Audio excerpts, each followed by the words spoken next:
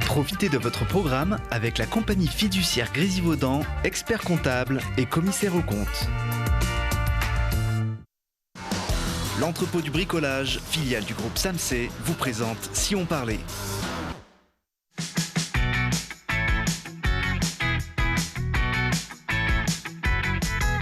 Bienvenue à tous, l'émission qui donne la parole à ceux qui font l'actu près de chez vous, c'est ici et c'est chaque jour. Merci de votre fidélité. Avec ce soir un hymne à l'amour et à l'humanité sous la forme d'une fable poétique qui pourtant plonge dans le ventre de la misère sous les ponts de Paris. Le réalisateur nous montre la voie des étoiles. Sous les étoiles de Paris sort le 8 avril dans les salles.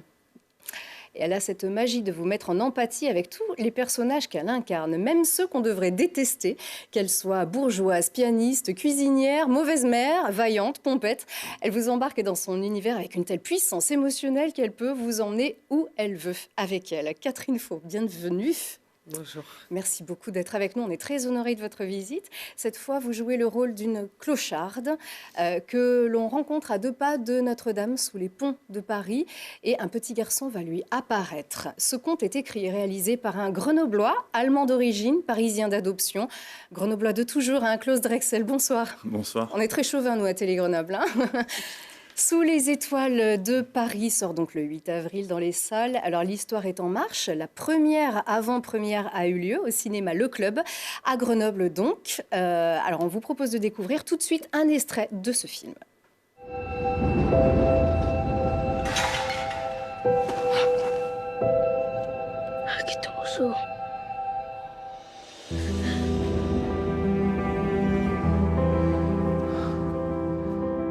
Avis d'expulsion. Moi, là. Toi, là.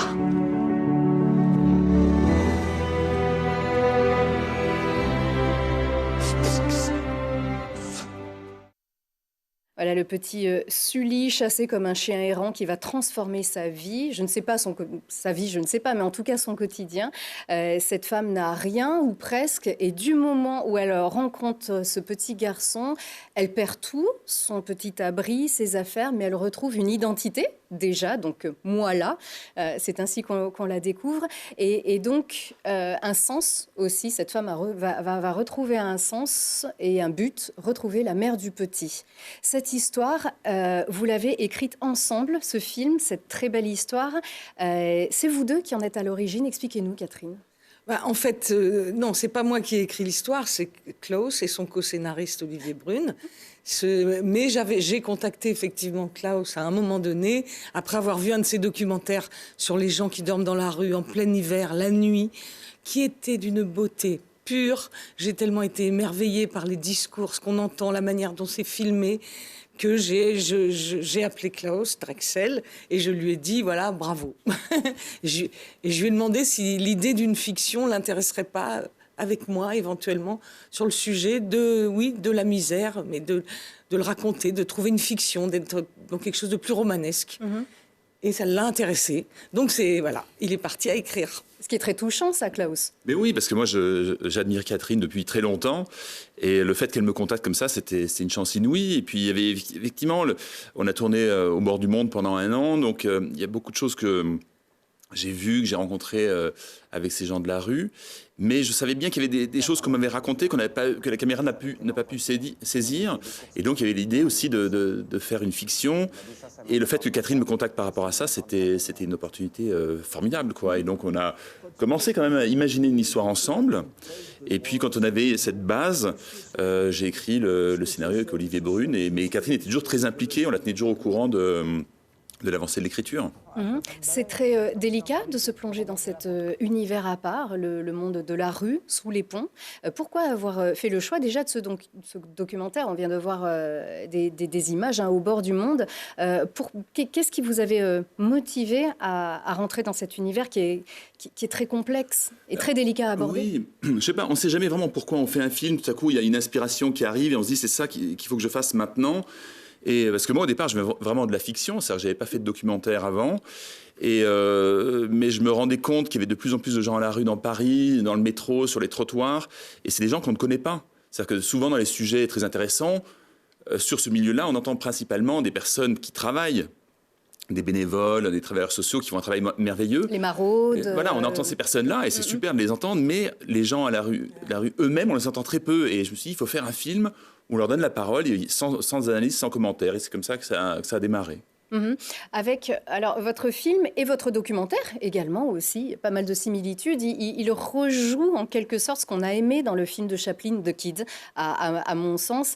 Chaplin, c'est l'humilité, c'est la dignité, c'est la générosité et surtout la poésie. Et c'est comme si vous aviez adapté à notre monde contemporain ce conte de Chaplin. Est-ce que ça vous a inspiré?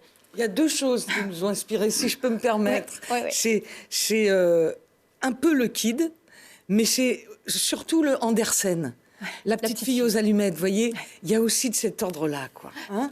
Oui, il y avait cette idée c'est pour ça qu'on voulait vraiment que le visage de Christine et du petit Sully apparaissent en fait dans La flamme d'une allumette. C'est venu de là.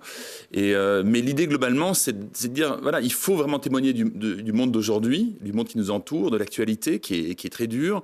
Mais il faut qu'on essaye de le faire aussi avec une espèce de poésie, d'avoir un regard décalé. Et voilà, d'être très juste à la fois sur l'actualité, mais avec un regard poétique. C'est-à-dire qu'on peut passer à côté de ces personnes sous des couvertures, dormir sur des cartons, et vous allez chercher la personne qui se cache derrière ces individus, c'est-à-dire ceux qu'on ne voit pas, les personnes qu'on ne voit pas. C'est ça qui vous motive ? Oui, moi, en tout cas, c'est exactement ça qui me motive, moi. Mais quoi que j'interprète, quelque part, c'est aussi toujours d'aller chercher l'humanité, quelque chose qui va toucher profondément les gens. Enfin, essayer, en tout cas. De temps en temps, ça fait d'ailleurs rire. Même Sous les étoiles de Paris, avec un sujet un peu douloureux, quand on les voit vivre, on les voit aussi pleurer, on les voit s'amuser, on les voit tous les deux, puisque c'est vraiment un duo. C'est un duo qui leur permet à tous les deux de se construire. Et c'est vraiment, oui, c'est un film d'une émotion qui prend un peu là, mais en même temps qui fait sourire beaucoup. Enfin. Mais je pense, oui, non, ce qui est important, je pense, c'est que, en fait, il y a beaucoup de personnes qui essayent d'aider les gens à la rue, et ça, c'est très bien. Mais souvent, on les considère comme un problème à résoudre. Dire comment est-ce qu'on peut les... Et finalement, donc quand j'ai démarré le tournage de Bord du Monde, je connaissais pas du tout cet univers-là, mais on a tourné pendant 1 an et j'ai passé 1 an merveilleux, en fait, à rencontrer des gens très intéressants. On a rigolé, on a eu des moments d'émotion, et c'est de ça aussi qu'on voulait un peu témoigner dans ce film, dire que voilà, ce sont des êtres humains.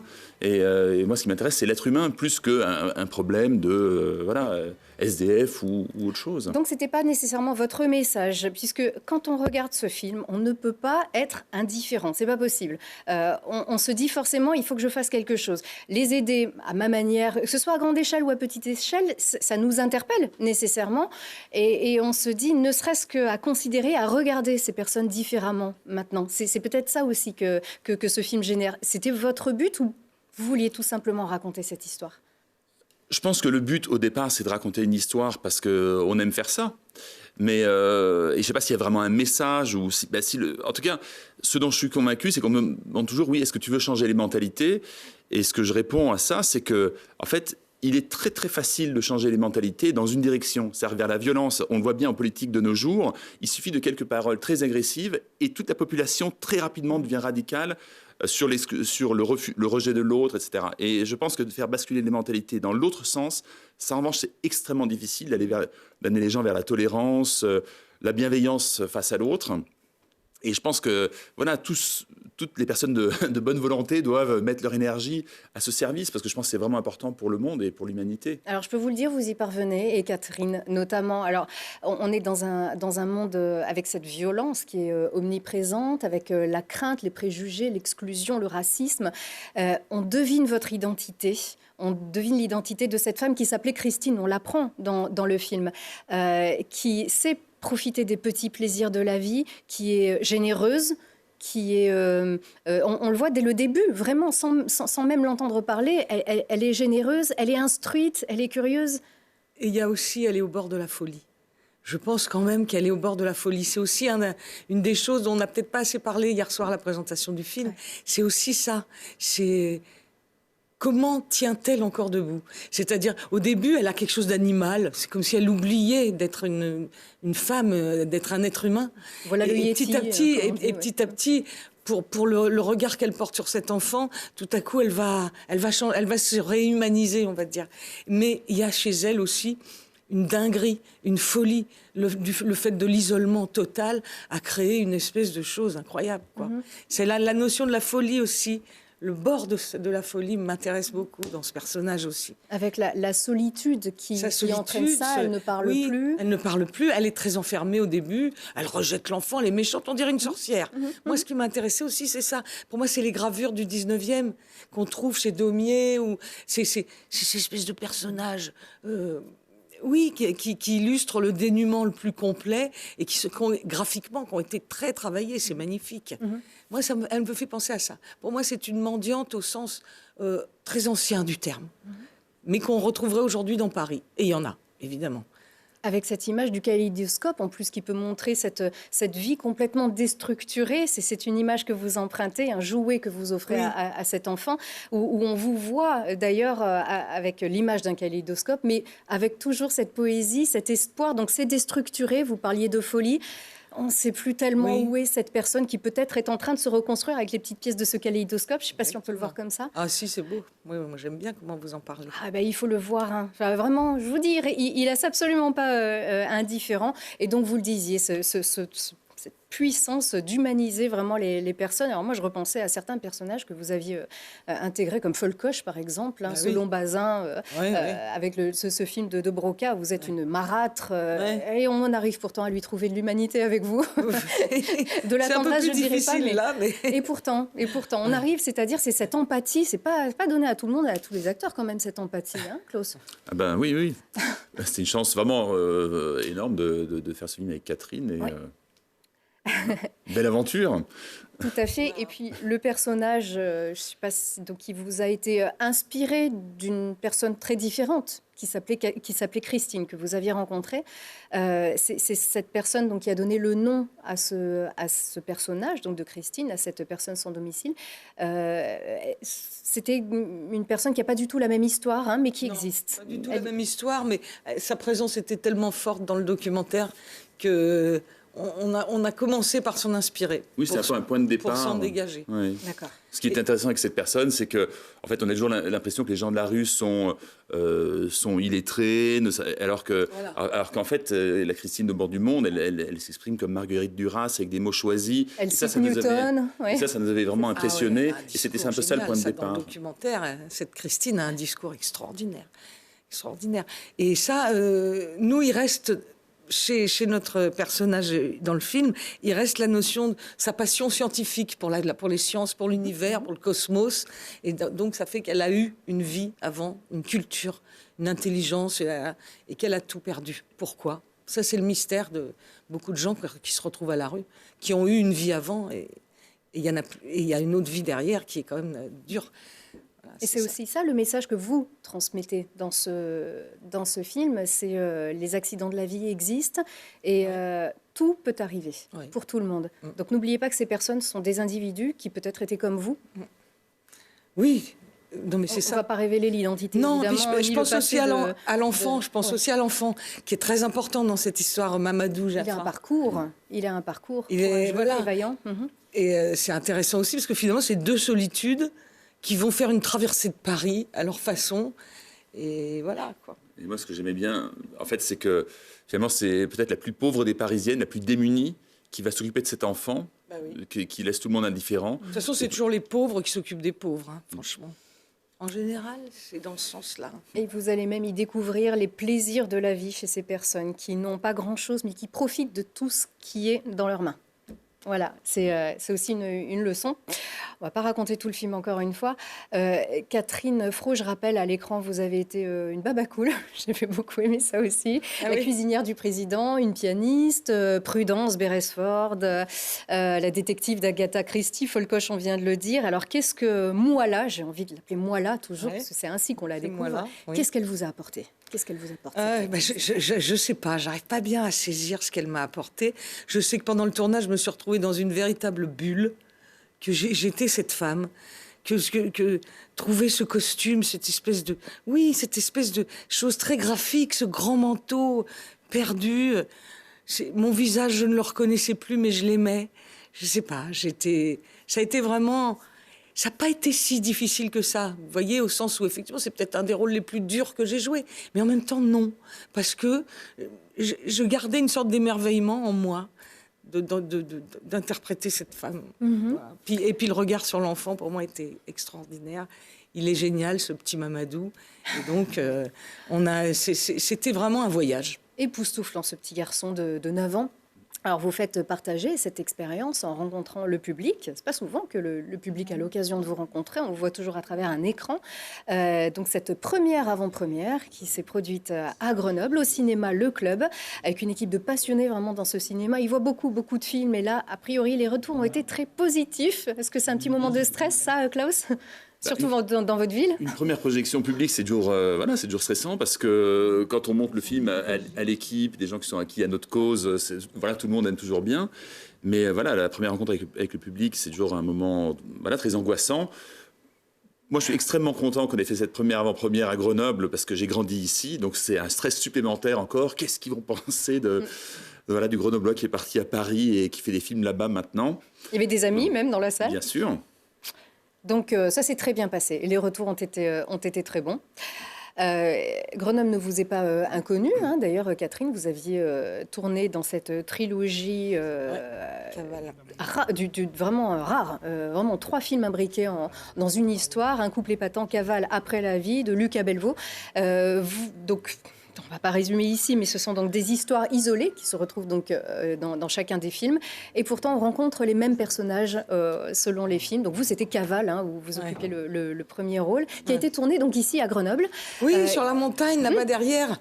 Je ne sais pas laquelle. Je sais qu'il y a 3 montagnes ici, il y a 3 massifs. Chartreuse, Beldon et le Vercors. C'était dans la Chartreuse. Oui. Une partie qui a été tournée en Chartreuse. Voilà. Même si on voit le Vercors aussi. Il y avait plein de neige, on était dans un chalet. C'est ça, un drôle d'exercice pour vous, cette trilogie. C'était particulier pour tout le monde. Ça, c'était un film hors norme. Vraiment hors norme, puisqu'il y a 3 histoires qui se mêlent d'un film à l'autre. On retrouve les personnages. Et ça avait beaucoup intéressé à l'époque. Enfin, c'est un film qui a fait un beau succès, quoi. Oui, on ne doute pas d'ailleurs de ce qui arrive à ces personnages qu'on croise, qui ne sont pas les personnages principaux d'un film, et on redécouvre une histoire avec l'autre. Alors, Grenoble, c'est, si on peut en citer quelques-uns, c'est tiré sur le pianiste de Truffaut avec Aznavour, Les Rivières pourpres, César et Rosalie, Le Grand Bain plus récemment, il y en a eu d'autres, et bien sûr, Affaires de famille, votre premier film, Klaus. Vous êtes très attaché à votre ville. Est-ce que ça suffit pour décider d'y tourner son premier long-métrage ? Oui, c'était... j'avais vraiment envie de... En fait, c'est un film qui devait se tourner en province pour l'histoire. Et en fait, pour moi, le choix était évident. C'est-à-dire que j'avais envie de tourner à la montagne, dans la ville. Parce qu'il y a toutes ces ambiances différentes de la ville de Grenoble. Et puis, dès qu'on quitte la ville, on se retrouve à la montagne. Et ça, j'ai fait beaucoup de ski, donc je suis attaché à ça. De compétition. Absolument. Notamment. Et puis, pour un premier long métrage, André Dussolier, Miou Miou, ça va ? Voilà. Hein ? C'est pas mal, hein ? C'était chouette, oui, tout à fait. C'était très, très chouette. André Dussolier, votre mari à l'écran, Bélisère Beresford aussi, ça a été tourné dans la région des Chauvins. Alors, on enchaîne. Ici, c'était Le Crime est notre affaire. Il y a 3 films de Pascal Thomas, selon Agatha Christie, donc Prudence et Bélisère Beresford. Ici, c'était tourné au château de Beaurevoir à Sassenage. C'est un de vos complices dans la vie également. Vous êtes tellement complice à l'écran. Non, dans la vie, on n'est pas... disons qu'on ne se voit pas, en fait. Mais ça, c'est souvent le cas, vous savez, les acteurs. En fait, c'est très intéressant parce que c'est le jeu qui nous unit. Et moi, j'aime bien ça. Moi, j'avoue que j'ai pas beaucoup d'amis acteurs ou... Enfin, c'est comme ça. J'aime bien... Ma vie a toujours été un peu divisée. Par contre, sur le moment du tournage, je trouve passionnant de se chercher dans le jeu, de chercher ce qu'on peut faire ensemble, fabriquer, composer. Ça, c'est passionnant. Donc, quand je le croise de temps en temps quand même dans la rue, on parle de ça. Dans la rue, à Paris, donc. Ouais. Parce qu'il est resté très attaché à Grenoble. Et c'est lui aussi, André Dussolier, que l'on salue. D'ailleurs, bien évidemment, c'est un ami de Télé Grenoble. Et puis, Klaus, alors, on rappelle, vous êtes bavarois d'origine. Vous êtes né entre Munich et Salzbourg. En fait, c'est là où la famille habite maintenant. Ouais, d'accord. Donc voilà, la Bavière, je suis très attaché. La montagne aussi, toujours la montagne en fait. Dès qu'on peut faire du ski, c'est bien. Oui, tout à fait. Donc, willkommen chez vous, comme on dit. Voilà, on ne va pas parler allemand, ça va. Mais pourquoi pas? Moi, j'aime beaucoup. Et donc, à Grenoble, vous y avez donc joué... J'ai fait d'abord du ski de compétition, et puis après du football américain avec les Centaures de Grenoble. Exactement. Regardez-les, les Centaures de Grenoble. Vous les reconnaissez. Ça fait plaisir. C'est un sacré club qui vient de recommencer sa saison. Ça s'est pas très bien passé samedi dernier avec une défaite, mais c'est pas encore terminé. Ils reçoivent encore ce samedi soir un club qui est un des pionniers du football américain en France et qui parvient à rassembler vraiment des milliers de personnes autour. Et vous faites donc partie du Hall of Fame des Centaures de Grenoble. Et ils ont d'ailleurs un petit message pour vous. Non. Allez, écoutez-les. Salut Klaus, c'était un petit message des Centaures qui t'oublie pas et qui te félicite pour ton parcours dans le cinéma après nous avoir quittés. Et le club voulait t'envoyer un petit message. Ouais.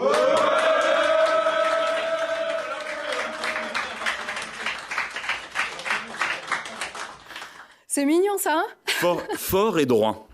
Absolument. C'est la devise des Centaures. Ouais, pour moi, c'est un souvenir extraordinaire. En fait, je garde un grand souvenir de cette époque avec les Centaures.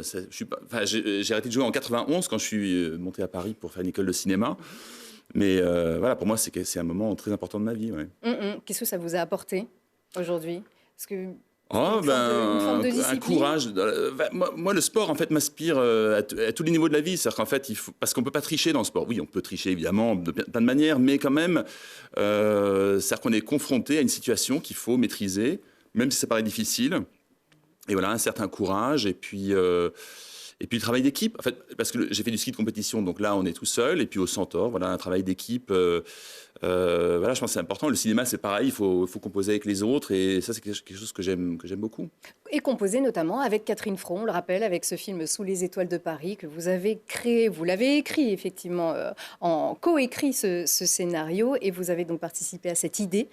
Et puis, c'est le cas aussi sur les planches. Donc, vous êtes actuellement sur les planches à Paris. Donc, vous êtes ici sur votre journée de repos. Donc, un jour pour l'avant-première, un jour pour les médias. C'est très, très sympa à vous. On sait que c'est déjà reparti. Demain, vous serez encore sur les planches à Paris. Bah oui, mais bon, l'année prochaine, je ferai une année sabbatique. Voilà. Je me reposerai l'année prochaine.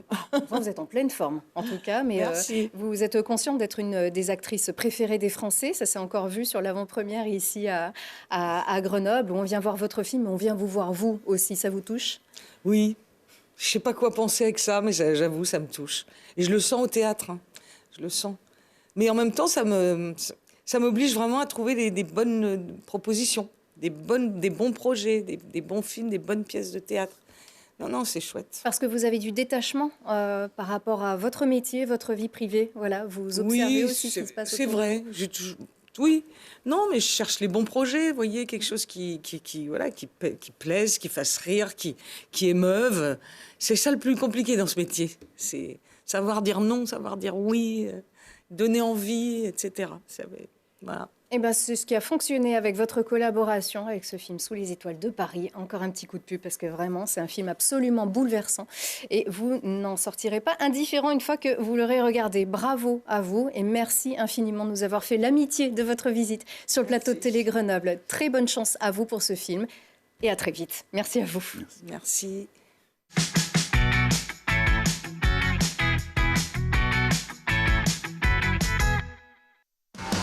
L'entrepôt du bricolage, filiale du groupe Samsé, vous a présenté Si on parlait. C'était Si on parlait avec la compagnie fiduciaire Grésivaudan, expert comptable et commissaire aux comptes.